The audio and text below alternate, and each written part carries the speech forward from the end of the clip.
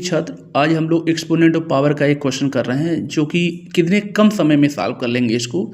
जैसे दिया if 2 to the power n minus 2 to the power n minus 1 equal to 4, तो ऐसे case में हमें n to the power n की वैल्यू निकालनी है। तो कैसे इसको हम मिनिमाइज टाइम में कर सकते हैं, ध्यान से देखिएगा। ये दिया है 2 का पावर n माइनस 2 का power n minus 1 equal to 4। तो यहाँ पे सबसे पहले 2 का पावर n इसको ऐसे रहने दीजिए, इसको लिखिए 2 का पावर n इंटू 2 का पावर माइनस 1 इक्वल टू 4। अब ये दो टर्म हुई, इन दोनों टर्म से एक टर्म ये दूसरा टर्म ये, इन दोनों टर्म से 2 का पावर n कॉमन होगा। यहाँ तो कुछ नहीं बचेगा, तो यहाँ 1 ले लेते हैं और यहाँ क्या बचेगा 2 का पावर माइनस 1 इक्वल टू 4। तो ये 2 का पावर n तो ऐसे रहेगा और 1 माइनस इसको हम लिखेंगे 1/2 का पावर 1, क्योंकि एक प्रॉपर्टी आप जानते हैं कि x to the power minus m की वैल्यू होती है 1/x to the power m, इस प्रॉपर्टी के तहत।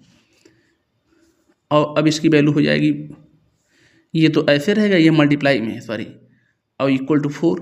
तो अगले स्टेप में 2 का पावर n इंटू ये क्या देगा 1 माइनस 1/2 इक्वल टू 4। तो यहाँ से बेटा 2 का पावर n इक्वल टू 1 में से 1/2 माइनस करोगे तो ये आएगा 1/2 इक्वल टू 4।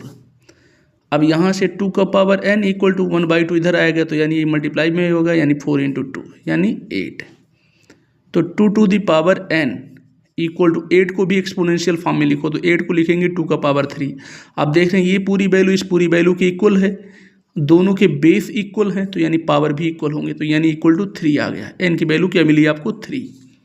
अब जब n इक्वल टू 3 मिल गया तो हमें निकालना किसकी वैल्यू है, n to the power n की, यानी 3 टू दी पावर 3 की। और 3 का पावर 3 मतलब समझ रहे हैं 3 इंटू 3 इंटू 3 यानी 27। तो यह इस टाइप के क्वेश्चन को देखने के लिए मेरे चैनल को सब्सक्राइब जरूर करें। धन्यवाद।